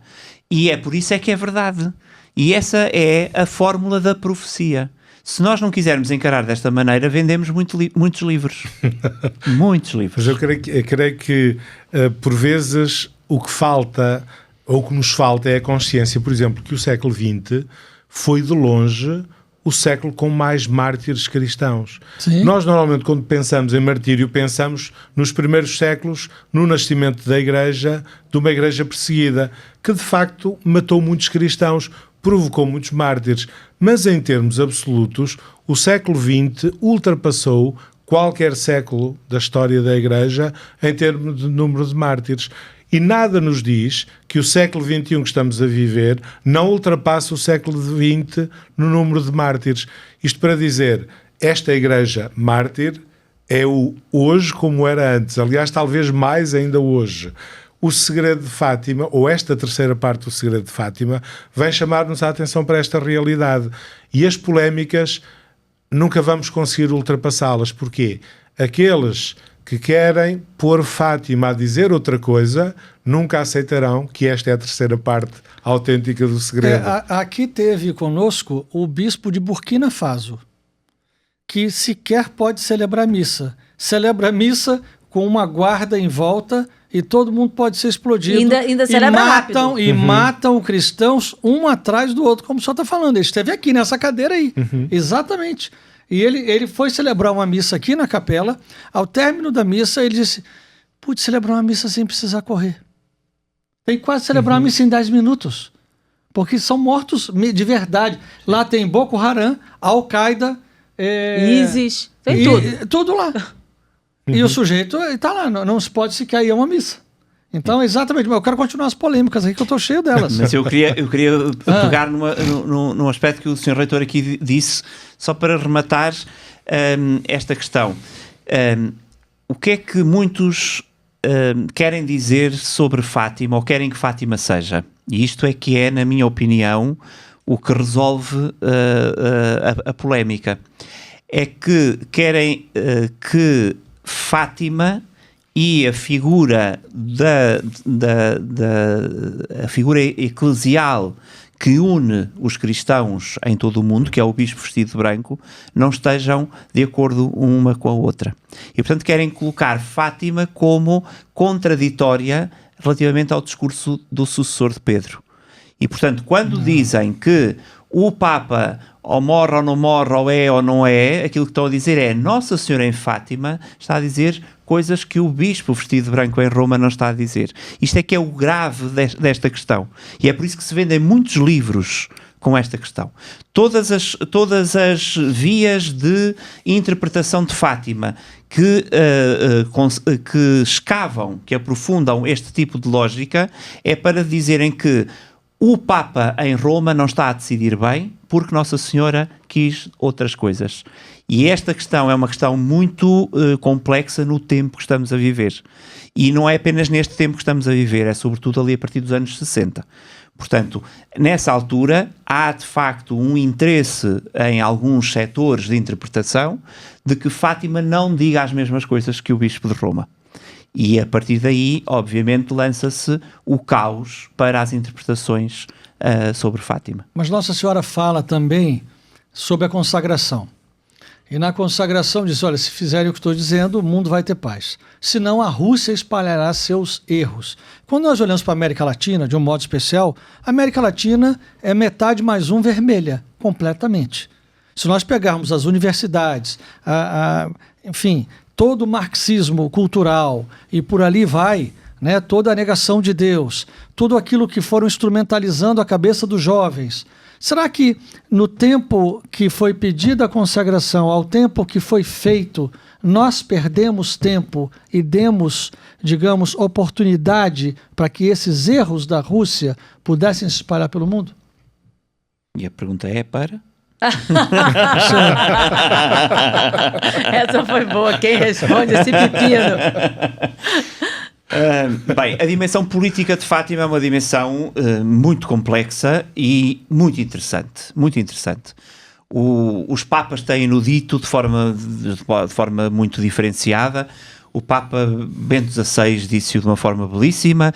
Engana-se a todo aquele que achar que a profecia de Fátima terminou. Portanto, Fátima, enquanto lugar de profecia, continua e até porque é assim desde a primeira hora. Já agora, Marco, só para fazer um parênteses, é que o Papa Bento XVI, quando estava aqui em Aparecida, no Santuário da Aparecida, saudando os peregrinos presentes em Fátima, afirmou que Fátima é a mais política das aparições modernas. Disse-o aqui no Brasil, no Santuário da Aparecida, referindo-se a Fátima. É apenas um parênteses. Sim, agora, a pergunta concreta, perdeu-se tempo? Claro que se perde tempo, desde o Calvário de Cristo. Claro que se perde tempo. A Igreja, mesmo assim, e ao mais alto nível, nós também temos que defender a figura dos Papas quando olham para Fátima. Porque, reparemos, Fátima é uma questão de revelação privada. E mas é uma revelação muito exigente e que olha para aquele que está sentado em Roma e pede-lhe que faça coisas. Isto é de uma exigência brutal, brutal. E não nos podemos queixar de que Roma não tenha olhado de forma muito atenta para Fátima. Fê-lo desde a primeira hora. Não nos podemos queixar disso. Portanto, agora, podemos dizer, perdemos tempo. Claro que perdemos tempo, perdemos sempre tempo. Mas então, nós estamos agora na segunda polêmica, que é muita gente dizendo o mundo não foi consagrado a Nossa Senhora, não foi aceito. Só que houveram outras consagrações que foram perguntar para a irmã Lúcia e ela disse, não aceitou. Não aceitou, não Sim. foi isso? Até que chegou a de 84, Sim. Não é isso? 25 Sim. de março de 84, sim. Que foi perguntada, aí ela foi lá, consultou Nossa Senhora, agora aceitou. Sim, Lúcia é muito clara nisso. Pois é. E isso está relacionado com aquilo que eu estava a dizer. A Sé Apostólica, os Papas tentaram, de facto, atender ao pedido que a tal freirinha em Portugal estava a dizer em cartas que ela fazia chegar à Santa Sé pelo bispo e ao confessor, e o confessor dizia-lhe, isso é difícil, é melhor ver, mas Mas acho que eles não enxergavam ela como a tal freirinha, como a vidente de Fátima. eu acho que nós nunca nos podemos colocar no papel do juiz da história. Porque aquelas almas que contactaram com a irmã Lúcia fizeram o melhor que sabiam também. É muito difícil nós... Não estou julgando, não. Eu só Sim. acho que, pelo menos, eu de fora, né? Ali, sempre, para mim, sempre foi a vidente de Fátima. Sim, claro. Né? Os videntes, os 3 pastorinhos, Mas, de ela fato, que ficou. é difícil, por um lado, claro, é a freirinha da Cova da Iria, sem dúvida nenhuma. E isso, inegavelmente, vão olhar muitas vezes. Mas o Papa Pio XII... Mas, por outro lado, também é muito difícil para o sujeito pegar assim, de repente, aparecer uma pessoa que diz, consagra o mundo aí. Exatamente. Não é simples, eu entendo. Até porque os Papas têm, obviamente, um olhar sobre a história do tempo que estão a viver, que é muito qualificado. E quando nós estamos a falar numa dimensão política como esta da dimensão de Fátima, o Papa tem a responsabilidade também de, na economia de tudo o que tem que gerir, encaixar o papel que lhe chega de Portugal ou da Galiza, da freirinha que lhe pede. E é mais fácil olhar a história da agora para trás, obviamente, do que no dia para frente. Obviamente. Contudo, porém, não obstante, não sei se me faz entender, o Papa fez. Isto é que eu acho Qual foi o extraordinário. primeiro? Foi o Paulo VI? Pio XII. Ah, foi Pio XII. O Papa Pio XII... nós, em Portugal, temos esta expressão, não sei se... O Papa Pio XII tira-se das suas tamanquinhas... Não, aqui a gente não fala. O que é tirar-se das suas tamanquinhas? Deixa as coisas que tem que fazer, não é? Ou que está a fazer, para consagrar, não é? Para fazer a consagração do mundo ao Imaculado Coração de Maria. E faz uma vez, e a freirinha diz, não está bem. Não está bem. Faz de novo. Nossa Senhora não aceitou essa, não. E ele, ai meu Deus, essa freira, não tem o que fazer. Mas a verdade é que o Papa voltou a fazer. E volta a fazer. E o pior Pio de tudo XII. foi a resposta dela. Exatamente. Portanto, Não aceitou de novo. nós não podemos Mas nunca... ela não podia dar uma indicação de como deveria O que ser? estava errado? O que estava faltando ali? Eu acho que a irmã Lúcia foi-lhes dizendo, conforme o Papa João Paulo II, quando chega, quando chega a Fátima, quer consagrar o mundo ao Coração Imaculado de Maria e faz uma consagração em Fátima. Então o que é que faltava? Até o Papa veio a Fátima fazer a consagração e a freirinha diz, não está feita. E o que é que faltava? É sempre o mesmo tema, Bertaldo. Convençamos-nos disto. A unidade da Igreja. A unidade da Igreja. E Fátima, falar-nos disto é um murro no estômago para nós que estamos a viver em Igreja. É a unidade da Igreja. A começar pelo sucessor de Pedro. E, portanto, quando nós queremos colocar, quando nós dizemos o segredo não está revelado, a consagração não está feita, o que é que nós estamos a dizer? Estamos a dizer, o Papa não está a cumprir com o que quer Nossa Senhora. Isso é um atrevimento despodurado que só pode vir, obviamente, qualificado com o adjetivo pecaminoso, porque vai contra a unidade da Igreja. Eu acho que já não vou dizer mais nada. Ou seja, para desmistificar a segunda polêmica, a consagração foi aceita por Nossa Senhora, porque Irmã Lúcia disse textualmente que foi aceito, porque contrariando os apocalípticos que dizem aí que não foi aceito. Mas antes de que foi aceita, é importante frisar do bispo que foi mandado à Rússia e que abriu lá o jornalzinho que ficou lendo a consagração. Eu creio que aí o fundamental e o importante é precisamente isso, é a questão que o Marcos estava a sublinhar da unidade. O que é que foi diferente nessa consagração de 25 de março de 1984 em relação aos outros atos de consagração? Mais ainda do que esse bispo, foi o facto do Papa João Paulo II ter escrito a todos os bispos do mundo pedindo que se unissem a ele naquele ato. Esse tinha sido sempre o elemento que a Lúcia tinha referido como um elemento em falta, a união dos bispos do mundo inteiro com o Papa naquele ato. E é isso que acontece e que qualifica esta consagração e faz com que a Irmã Lúcia depois a reconheça como uma consagração válida conforme o pedido de Nossa Senhora. E que também não invalida o Papa Francisco fazer a consagração agora outra vez. Né? Foi aceito, mas eu quero consagrar novamente, não tem problema algum. Mas esse é um outro aspecto que importa ter muito presente, porque houve interpretação quando o Papa Francisco decidiu a consagração da Rússia e da Ucrânia ao Imaculado Coração de Maria no contexto da guerra que surgiu com a invasão da Ucrânia pela Rússia. Muita gente disse, bom, há um reconhecimento que a consagração não está feita. Não, o próprio Papa João Paulo II, em mais do que uma ocasião, disse, esta consagração precisamos de a repetir, porque a consagração, quer a nossa consagração pessoal, quer a consagração do mundo, é um ato que é preciso fazer repetidas vezes. O pedido de Nossa Senhora foi feito, foi cumprido, foi satisfeito, o que não significa que da nossa parte não continua a ser necessário consagrar-nos ao Imaculado Coração de Maria. E quantas vezes fazemos isso no final da oração do terço, quase todo dia? Já não se Já me consagrei, não preciso mais. Não, mas a gente repete o ato, né? Exatamente. Não tem problema, exatamente. Direto. Agora, nós poderíamos passar, porque Fátima não se esgota. Mas eu ainda tenho dúvidas. É infinda. Então... Eu posso sugerir que o Bertaldo possa ir ao curso de verão Já comprei as passagens. em Fátima, no dia 2, 3 e 4 de julho, e vamos tratar dessas dúvidas todas. Isso mesmo. Só uma duvidazinha, umazinha. Porque assim, como estavam dizendo que o cardeal Bertone explica e vai lá e conversa com a Lúcia, depois há todo um comentário teológico ali no final das memórias, e Fátima não é uma visão antecipada de um futuro imutável. Muito bem, está lá escrito isso. A situação da Amélia é uma visão de um futuro imutável, portanto, a Amélia está no purgatório decretado até o fim do mundo, ou Nossa Senhora nos chama a atenção a rezarmos e mandarmos celebrar a missa em sufrágio das almas que estão no purgatório? Eu estava tentado em passar ao Marco a resposta, mas então respondo eu em dois momentos.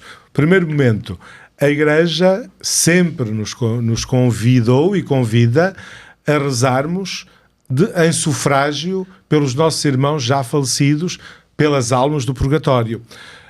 No entanto, temos de ter presente quando na mensagem de Fátima, quando na aparição se fala da Amélia que ficará no purgatório até ao fim do mundo, temos de ter presente que depois da morte o tempo acaba. A questão tem que ver connosco e não com a Amélia, no sentido de dizer o até ao fim do mundo é uma referência que só a nós diz respeito, no sentido de que só nós é que vivemos a dimensão temporal. O que quer dizer também que a Amélia pode estar junto de Deus no céu já há muito tempo. Ela já ultrapassou o tempo. O fim do mundo para a Amélia pode ter chegado já há muito tempo. O que é que eu quero dizer com isto? Que rezar por aqueles que já morreram é fundamental. Não podemos prender-nos à materialidade da indicação temporal, porque essas indicações temporais, se é 1 ano no purgatório, se são 1000 anos, se é até ao fim do mundo, é algo que só nos diz respeito a nós, que estamos vivos, porque só para nós é que o tempo conta. Não, depois da morte, deixou de contar. Mas há muitas descrições de muitos santos e de muitos místicos a respeito de, não vou falar de tempo, mas de uma permanência num local de purificação, e que a celebração da Santa Missa seria a forma mais, digamos, útil, ou, digamos, eficaz de comunhão para esse sufrágio. Exato, e isso é corretíssimo.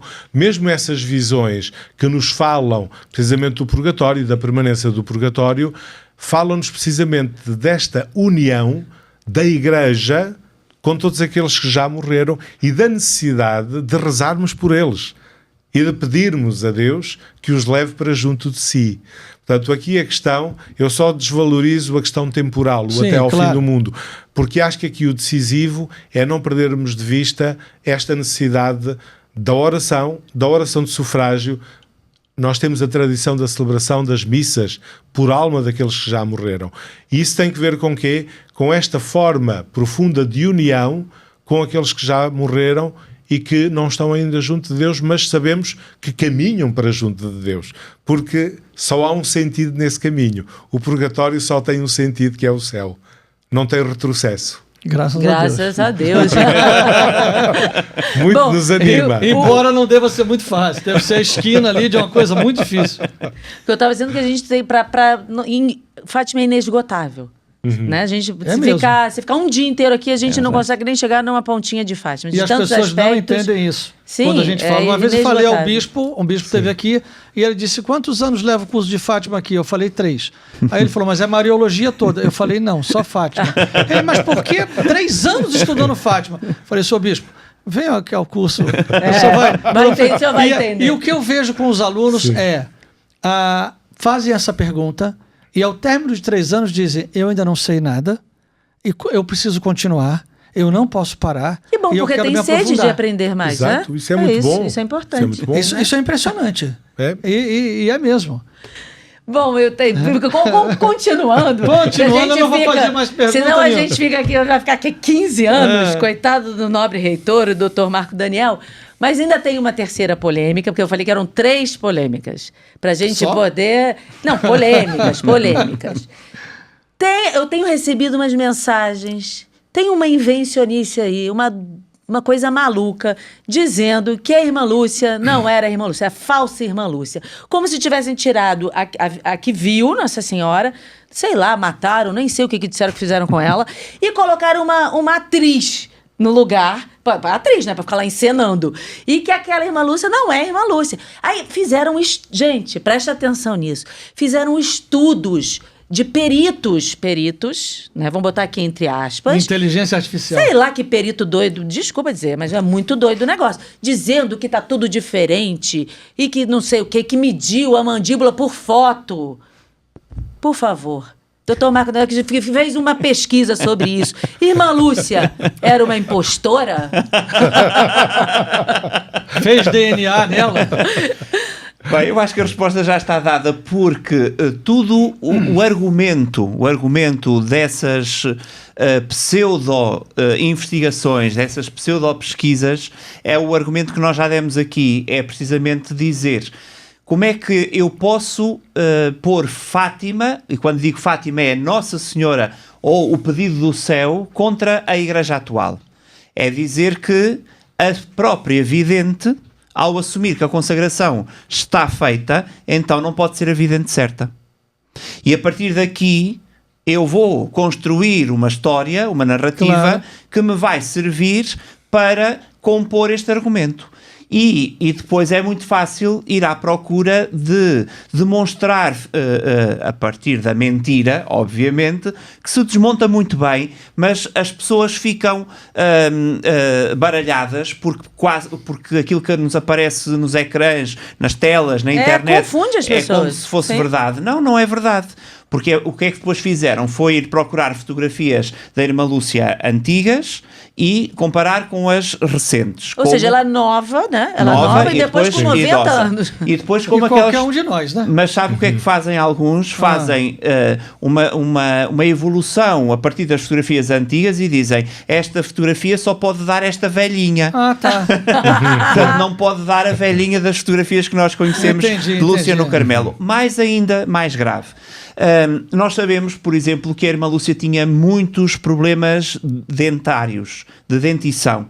Tinha, de facto, muito... Ora, quando se muda a dentição, obviamente a mandíbula vai ajustar, o próprio rosto... Toda a maçã do rosto, tudo vai isso ajustar, muda. E, portanto, a partir daí também há umas teses todas. E depois o que eu acho ainda mais delicioso é que, eu não vou dizer nomes porque eu não vou fazer publicidade a pessoas que... Não merecem. Sim, porque obviamente não são cientistas e, portanto, nem sequer académicos, portanto, enfim, são falsários, na verdade. Mas a mais inacreditável é quando aparece uma tese de que a irmã Lúcia não pode ser a mesma, portanto, e portanto comparam a fotografia da Lúcia Doroteia e depois põem a Lúcia Carmelita. Mas enganaram-se e publicaram a fotografia da Madre Prioresa do Carmelo de Coimbra. Não era a mesma mesmo. A Madre Celina, pois essa não é a mesma. Essa É a Madre Olha, Celina. não dá para ser a mesma pessoa, mas é óbvio, não é? Você vê a Portanto, loucura. a loucura é de facto de tal maneira grande que, obviamente, é insustentável. Mas eu vou te dizer que eu perdi o meu tempo, porque para ver besteira a gente é perder tempo. Mas eu falei, eu vou ver o que esse doido tá falando. sim. E fiquei ouvindo. Aí a foto que ele pega da irmã Lúcia, ela nova. Quando o sol batendo no rosto, a gente faz uma careta. Ou seja, o nosso rosto muda. Você tá assim pro sol, você tá diferente. Aí falou, essa aqui, aí bota ela lá, velhinha, já com dentadura em cima, dentadura embaixo. Não pode ser essa. Por quê? O ângulo daqui com o ângulo de lá, aí faz medições, e ele diz que consultou o dentista bucomaxilo, não sei o que lá das quantas. Eu falo, gente, Sim. mas é muito doido Mas isso. explica-se muito facilmente. Portanto, a questão é sempre a mesma. Se eu não concordo com o que o Papa diz e com a Igreja e o posicionamento da Igreja perante o mundo no tempo que eu estou a viver, então como é que eu vou demonstrar que eles estão errados? Vou dizer que, de facto, Nossa Senhora disse que isto não pode ser governado desta maneira. E então como é que eu vou mostrar isso? A partir destes artifícios. Ou é a irmã Lúcia que mudou, ou é a irmã Lúcia que é uma impostora, e isso depois pretende-se demonstrar isso a partir ou do rosto de Lúcia ou da caligrafia. Há estudos, pseudo-estudos, também dessa natureza a partir da caligrafia. Como se nós não pudéssemos mudar a caligrafia. Nós mudamos ao a longo caligrafia, do tempo, óbvio não é? que muda. Se pegar a minha letra de quando eu tinha, sei lá, 15 anos, não é a mesma de Para hoje. além de que quem conhece a caligrafia da Lúcia, eu tenho a obrigação de a conhecer, não é nada que... Tenho a obrigação de a conhecer... sabe que, por exemplo, Lúcia escreve de uma maneira quando está a escrever uma carta a um familiar, e se escreveres ao Santo Padre, em determinados momentos, escreve com uma caligrafia mais solene. Mais caprichada. Caprichou, né? Caprichou. Sim, portanto, até às vezes a imitar os caracteres de máquina de escrever, e portanto há uma série de caligrafias autógrafas de Lúcia que, Ou seja, são dela que mesmo. atestam, obviamente, a sua produção escrita, que é muita, como sabemos, e, portanto, os estudos sérios nunca embarcarão neste tipo de teses. E o que essas pessoas criativas, vamos colocar assim, elas dizem, qual seria o interesse da igreja em sumir com a verdadeira e botar uma falsa? Não consigo compreender isso. O interesse não é da igreja, o interesse é delas. Porque É elas... Sim. Não. Não, na cabeça... Sim, é claro sim. que é delas, que a igreja não fez isso, obviamente. Mas o que elas alegam, porque essa parte eu não peguei, Sim. o que elas alegam para a igreja ter feito isso? Porque a igreja tinha que saber que ali tinha uma impostora. Aquilo que eles alegam é que, vamos ver, eu acho que a consagração não está feita, mas eles sabem que a Lúcia confirmou que a consagração está feita. Sim. Então o que eles alegam é que a Lúcia que está a dizer que a consagração está feita não é a verdadeira Lúcia. Essa foi, de facto, retirada da esfera da Igreja. Portanto, essa desapareceu, ou sumiu, como aqui no Brasil dizemos, não é? Sumiu, e, portanto, e a Igreja está toda em complô. Ah, entendi. Nossa Senhora. É a forma de vender o livro. Sim. E Conta a vende. história. E vende. vendem. Aliás, se formos depois analisar os autores destas teses, são autores que defendem a questão da sede vacante. Portanto, são autores que defendem que o Papa atual não tem legitimidade para governar a Igreja. Ah, não? E não é apenas isto em relação ao Papa Francisco. Já o disseram em relação ao Papa Bento XVI, já o disseram em relação ao Papa João Paulo II e por aí fora até ao Papa João XXIII. Portanto, meu povo, irmã Lúcia não era uma impostora. Ela era ela mesma. Não deem trela para esse povo. Não leiam isso, não vejam, não assistam, porque não vale a pena, é Em perder breve tempo. publicarei muitas fotos minhas de 30 anos atrás. Você vai ver que eu sou um impostor, não sou o Bertaldo. Mudou, né? Amiga, a Kênia sequestrou o Bertaldo e botou no lugar dele aqui. Estou fazendo a revelação hoje. Ai, gente, essa tá conversa boa. fiada, né? Não? É mole. Tem Gente, que fazer, olha... pô. Realmente, como eu disse, Fátima é infindável, mas a gente agradece imensamente Mas a já acabou? presença dos senhores aqui, sim. Mas já eles nem acabou. falaram do terço.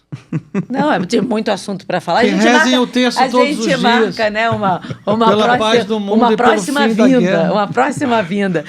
Até porque o senhor reitor tem um horário, agenda cheia, e então vamos cumprir direitinho, que é para ele poder voltar. Então tem que ser assim, a próxima viagem ao Brasil, a primeira agenda é um podcast Isso. de 5 horas. Poxa, coitadinho. Nós tivemos um podcast aqui, foi com o Frei Gilson? Foi com o com a- Frei Gilson. 5 Foi horas, longo, né? Foi foi 5 longo. horas. 5 5 horas e horas e meia. meia. E o da Sâmia foram 4 horas e pouco, né? Mas, E as pessoas mas ao ficaram longo do assistindo. podcast, o senhor pode ir ao banheiro, pode comer um sanduichinho, volta. E aconteceu. O Frei Gilson disse: olha, eu tô precisando ir ao banheiro. Eu falei, eu também vou. E deixei a Kênia sozinha no ar aqui. Foi ao vivo. E ao vivo. E ao vivo. E a multidão olhando. E a Kênia, gente, eles foram ao banheiro, tá? Eles já estão voltando. Aqui no Brasil nós dizemos saia justa. Lá também? Em Não, Portugal? não. Fiquei numa saia justa. Então, enfim. Mas agradecemos imensamente a presença dos senhores aqui, porque realmente é uma honra que, com tanto conhecimento em Fátima, para explicar para as pessoas, para esclarecer, isso é importantíssimo, e a gente não pode terminar sem uma bênção. Antes da bênção, eu quero dizer para vocês que para receber a bênção de forma mais plena, sabe o que você tem que fazer? Se inscrever no canal, deixar o seu like e compartilhar depois esse conteúdo. E rezar o texto também, se possível. A bênção, isso todos os dias, né? Como pediu Nossa Senhora. Então, uma bênção para nós e para quem está nos assistindo, por favor. Muito bem. Agradeço este momento, agradeço este convite e então invoco sobre vós e sobre todos aqueles que nos acompanham a bênção de Deus, Senhor, nosso Deus, por intercessão do Imaculado Coração de Maria e dos santos Francisco e Jacinta Marde, derramai sobre todos estes vossos servos a vossa bênção, em nome do Pai, do Filho e do Espírito Santo. Amém. Amém, amém. Muito Muitíssimo bem. obrigado. Muito obrigado mesmo, uma grande honra. E até a próxima mesmo, né? Até a próxima. Valeu, Tchau, gente. Fica Tchau. com Deus, tchau. Bertaldinho sempre azul.